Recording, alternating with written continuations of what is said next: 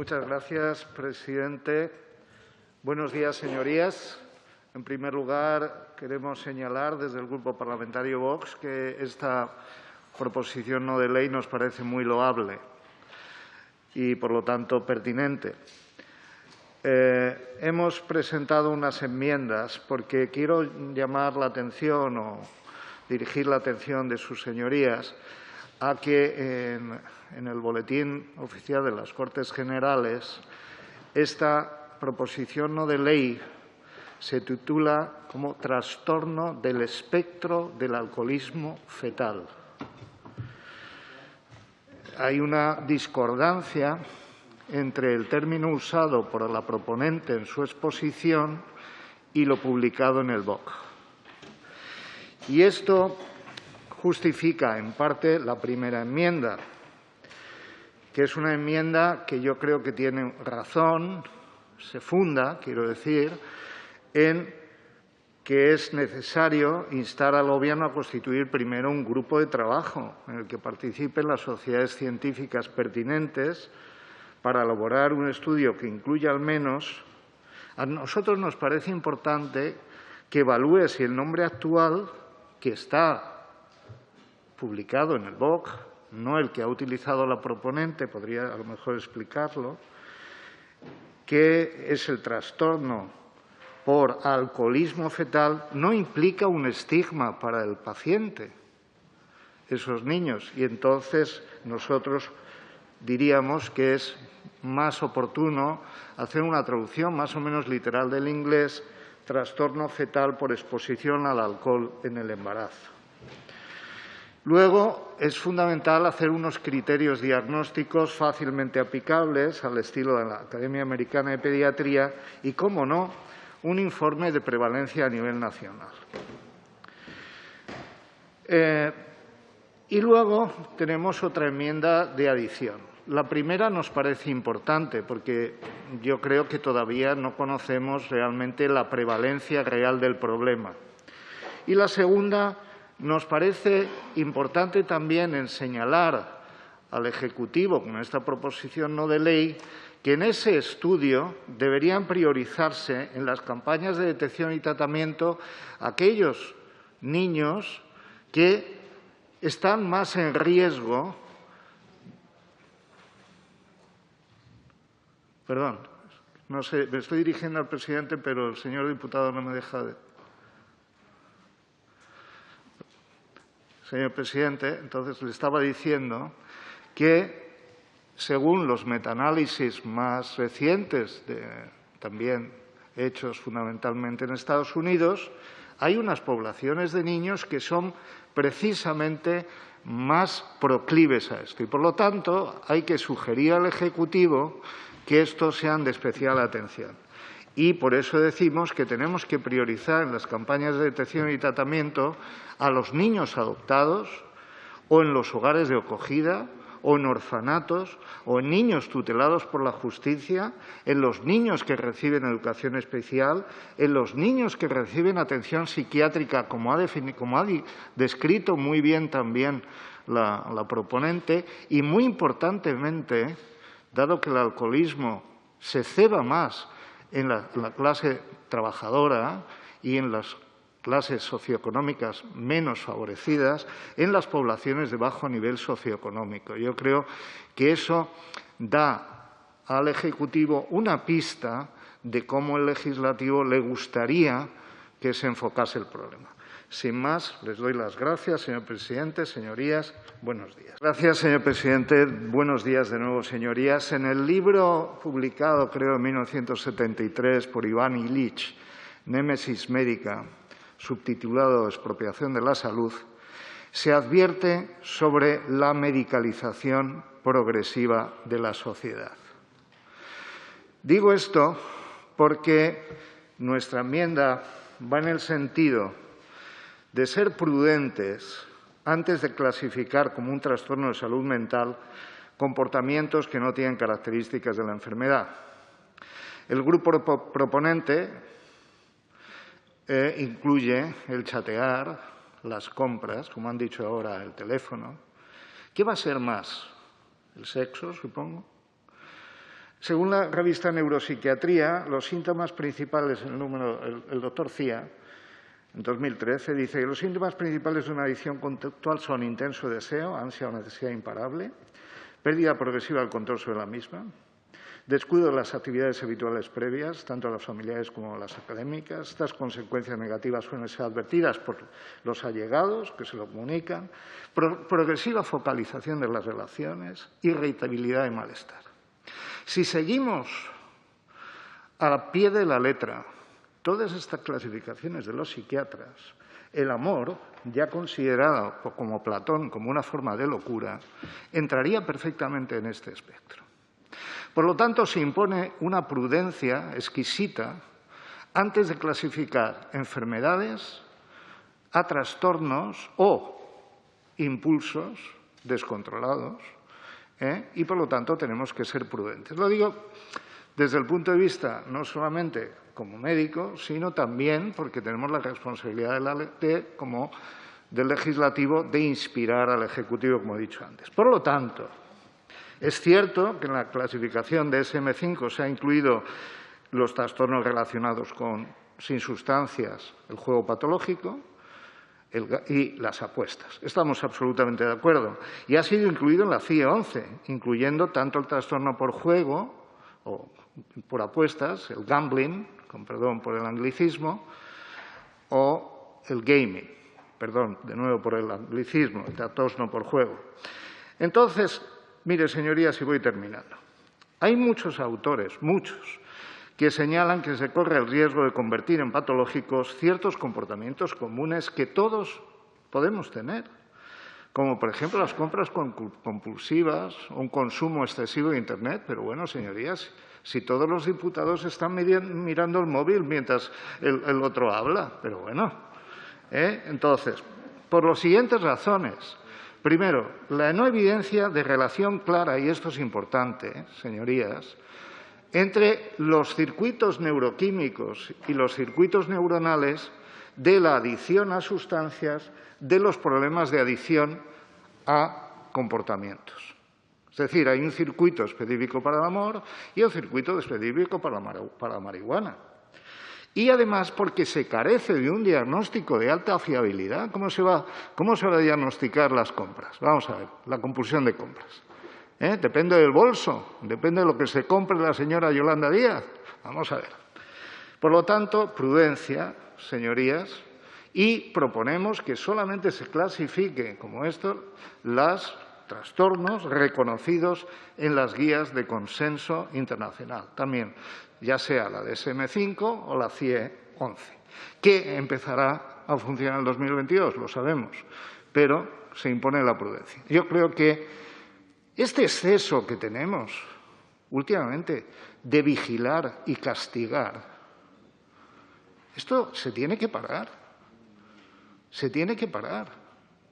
Estamos inmiscuyéndonos en la libertad de los ciudadanos todos los días. Un poquito de término medio y de acudir a la ciencia estaría bien. Gracias. Muchas gracias, señor presidente. Señorías del Grupo Parlamentario Socialista, nos encontramos hoy ante un nuevo ejemplo paradigmático y muy elocuente sobre la diferencia de perspectiva y proposición de medios para perseguir un mismo fin. A todos nos gustaría que no hubiese personas sin hogar abandonadas en la calle. Los socialistas, los comunistas y los demás partidos que han asumido sus posiciones ideológicas observan un fenómeno social de colectividades y lo bautizan con un neologismo artificioso, el sinhogarismo. Su terminología forzada, cuyo uso se limita a ámbitos muy ideologizados por la izquierda, es el origen de nuestra primera enmienda de modificación, en la que proponemos sustituir políticas de sinhogarismo por políticas de atención a las personas sin hogar. Desde el Grupo Parlamentario Vox creemos que el centro de las políticas públicas debe ser la persona y, por lo tanto, nos centramos en las personas sin hogar, marginadas, abandonadas o autoexcluidas. En relación a las enmiendas presentadas por el resto de grupos, Esquerra Republicana, como siempre, intenta que el Estado no actúe, no coordine, ni pueda hacer nada, alegando el ámbito competencial autonómico. El Partido Popular se ha sumado a Podemos para ajustar la actuación del Ejecutivo a la Estrategia Nacional para Personas sin Hogar y con Esquerra Republicana sobre la participación de las comunidades autónomas. Por nuestra parte, además de la ya citada enmienda de modificación al apartado primero, hemos presentado una enmienda de supresión para 3 de los 5 apartados de su proposición no de ley. El apartado 2, que es el primero cuya supresión proponemos, incurre en una contradicción en sus propios términos. Insta al Gobierno a crear y a mantener alojamientos. Tienen que aclararse, señorías del Grupo Parlamentario Socialista. ¿Hay que crearlos porque no existen o existen y hay que mantenerlos? Quizás sus señorías lo que querían pedir al Gobierno es aumentar el número de los alojamientos ya existentes, porque los consideran insuficientes. Si así fuera, deberían haberlo redactado correctamente. En cualquier caso, no somos nosotros quienes consideramos que sean suficientes, sino que el propio Ministerio de Sanidad, cuyo titular es la socialista Carolina Darias, informa, y leo textualmente, que España cuenta con un conjunto diversificado y plural de centros y recursos de atención en el conjunto de las comunidades autónomas y ciudades autónomas. Estos centros son públicos o privados, en este último caso financiados por las administraciones públicas y debidamente acreditados. Cierro comillas. Los apartados tercero y cuarto, que también sugerimos suprimir, se basan en la misma opinión del Ministerio de Sanidad sobre la suficiencia de los centros y su acción coordinada que garantiza el tratamiento de las personas con problemas de adicciones. Si no comparten esta visión, por favor, aclárense con la ministra, que también es militante socialista como ustedes. Por último, pero quizás es la más importante de nuestras enmiendas, versa sobre el enfoque del problema al que aludía al principio de mi intervención. Proponen enfoques conocidos como Housing-led y la metodología Housing First. Se trata de soluciones de alto coste económico, inasequibles en nuestra actual coyuntura económica, cuando los españoles, especialmente los más jóvenes, sufren grandes dificultades para acceder a una vivienda. Les insisto en que el mal llamado sinhogarismo, que es la condición de personas marginadas y o abandonadas, se define precisamente por la pérdida de un hogar, el cual solo podrá ser plenamente restituido si conlleva la recuperación de las relaciones sociales más elementales, como son las propias del ámbito familiar. Abandonen su sectarismo, dejen de atacar a las familias y descubrirán que no existe ninguna propuesta socialcomunista, aunque esté camuflada de terminología inglesa como han hecho hoy, que pueda igualar a la institución familiar. No hay ninguna red tan segura ni hogar tan acogedor como el que cualquier persona puede encontrar junto a su propia familia. Confiamos en que reflexionen sobre las dramáticas consecuencias de las políticas socialcomunistas que han significado la pobreza, miseria y división de las sociedades en las que se han aplicado y, aprendiendo de la historia del pasado siglo XX, asuman la eficacia de poner a la persona en el centro de las políticas públicas y así valorar y proteger a la familia como célula fundamental de cualquier sociedad libre, feliz y próspera. Muchas gracias. Buenos días, señor presidente. Se nos presentan aquí 2 proposiciones de las que de entrada queremos decir que nos parecen las 2 cuestiones interesantes y por supuesto, abiertas a debate. Un debate que, además, pensamos que puede ser oportuno, ya que tanto la una como la otra son 2 problemas reales y que sí, que afectan hoy por hoy de forma clara a nuestra sociedad y que seguramente necesitarían una reflexión profunda y una búsqueda de soluciones por parte de esta Cámara. El problema que encontramos en esta proposición no de ley es que el grupo proponente, y no sabemos muy claro el motivo, ha decidido unir estas 2 proposiciones en una sola. Y aunque creemos que pueden tener ciertas connotaciones, que es verdad, estas son muy tangenciales, porque, en nuestra opinión, son 2 cuestiones diferentes que deben ser tratadas de manera diferente y en ámbitos también diferentes. Claro, porque por un lado está el problema de la nomofobia, que efectivamente, como dice muy bien esta proposición no de ley, es el miedo incontrolable que tenemos las personas, algunos pueden tener a salir de casa sin el teléfono, algo que yo creo que de alguna manera nos puede pasar a cualquiera de nosotros, en distinta medida, evidentemente, porque vivimos en una sociedad, como ya se ha comentado, muy dependiente de la conectividad y de la información, y las relaciones personales están cada día más condicionadas a esa conectividad. Pero, claro, debemos de tener en cuenta que la no inclusión de la nomofobia como un diagnóstico específico dentro del capítulo de trastornos relacionados con sustancias y trastornos adictivos en el DSM-5, en el Manual de Diagnóstico y Estadístico de Trastornos, que se le va de MECUN, pues bueno, esta no inclusión, evidentemente, como he comentado, por sí solo sí podría abrir un debate, que parece oportuno, que se pueda plantear en esta comisión, debido a la evolución que se ha comentado en otra anterior PNL, la evolución tecnológica y la aparición posible de nuevos trastornos adictivos, se podría estudiar relacionados con la tecnología.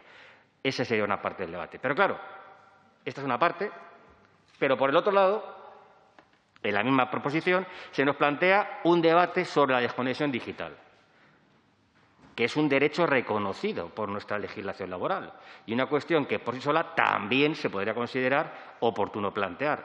Totalmente de acuerdo. Más en estos momentos que con la pandemia, pues actividades relacionadas con la conectividad, como el teletrabajo, pues ha disparado exponencialmente y ha consolidado para muchas empresas esa forma de relación con los trabajadores en la actividad laboral. Pero claro, a diferencia del anterior, no creemos que este sea un tema para tratar en esta comisión, porque es un tema ligado a las relaciones laborales y a la prevención de sus posibles riesgos, por lo que pensamos que debería ser debatido en el seno de la comisión competente, que no es otra que la Comisión de Trabajo, Inclusión, Seguridad Social y Migraciones, que parece que es el foro adecuado para poder sacar las conclusiones oportunas sobre esta cuestión en la relación entre trabajador y empresario.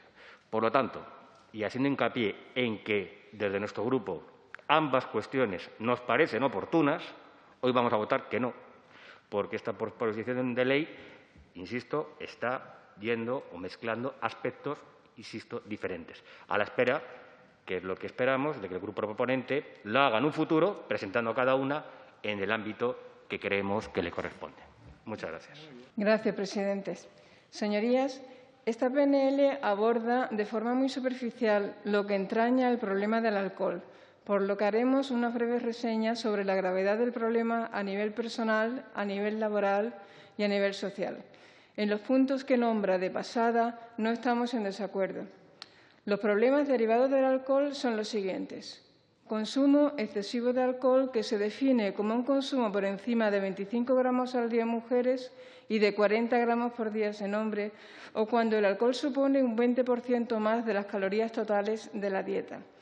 Alcoholismo, consumo de alcohol en cualquier cantidad como para producir problemas familiares, laborales, legales o físicos, incluyendo síndrome de abstinencia, y problemas temporales asociados al alcohol donde se observa un consumo oculto o en solitario. Los trastornos asociados al consumo de alcohol pueden clasificarse en agudos y crónicos. Agudos, entre los que están la intoxicación etílica típica, la intoxicación idiosincrásica o borrachera patológica, que ocasiona graves alteraciones en las conductas tras ingerir dosis mínimas de alcohol, con amnesia lacunar asociada y la amnesia lacunar propiamente dicha. Y crónicos, con problemas neurológicos, psiquiátricos, efectos teratogénicos como malformaciones y bajo peso al nacer, gastrointestinales, entre los que destacan la hepatitis tóxica y la cirrosis, cardiovasculares, con aparición de miocardiopatías dilatadas, arritmias e hipertensión, hematopoyéticos, con pancitopenias y déficit de vitamina B12, y finalmente urogenitales, con amenorreas y atrofia testicular. Dos de estas situaciones clínicas, como son la miocardiopatía dilatada y la cirrosis, se pueden beneficiar de un trasplante de órganos que se deniega mientras no se demuestra que la persona ha abandonado su hábito enólico. Cuando una persona, por la razón que fuere, deja de beber, o bien de forma voluntaria, por falta de recursos y demás circunstancias, aparece la abstinencia, que será especialmente grave si ya existen problemas orgánicos asociados al alcoholismo. Superado el periodo de abstinencia, entran en juego para la rehabilitación las terapias psicosociales con tratamientos intra- o extrahospitalarios y con un seguimiento muy prolongado en el tiempo. El apoyo farmacológico también es muy útil en el primer año de deshabituación y rehabilitación. Estos detalles nos llevan a pensar que la entidad del problema es muy grave y que claramente hasta este momento el abordaje del problema no está siendo integral. Indudablemente pasa por la prevención, punto clave en este problema, y que se vería beneficiada de campañas publicitarias agresivas dirigidas a todas las edades, pero en especial incidencia en los niños jóvenes, que nunca pueden oír del Gobierno de la nación barbaridades como el sola y borracha, que todos conocemos y esperamos que todos condenemos, porque le hace pensar a la población que es una circunstancia habitual, saludable y que tiene la aprobación de la sociedad. De momento, casi lo único que vemos en campañas publicitarias de productos de bebidas alcohólicas es una recomendación en letra lo más pequeña posible de recomendaciones de consumo responsable, cuando lo único responsable es no consumirlos. Tenemos el problema ya y hay que abordarlo como una enfermedad y tratar a los enfermos. Desde primaria se hace una labor maravillosa en cuanto a la detección del problema y control, pero que no le corresponden a los médicos de familia, sino a los centros de salud mental, a los que hay que dotar de recursos para abordar el tema de control y tratamiento, además de un abordaje intrahospitalario de la fase aguda del síndrome de abstinencia.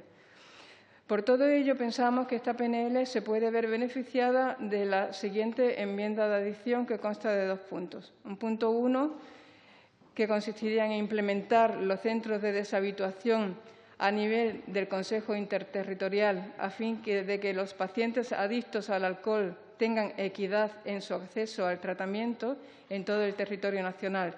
Y un punto 2, dar prioridad en el conjunto de las patologías psiquiátricas a las citas para pacientes que expresen su deseo de deshabituación del alcohol. En términos generales, si se aceptan nuestras propuestas, estaremos de acuerdo con la PNL. Y si no es así, para nosotros son 2 puntos importantes y nos abstendremos.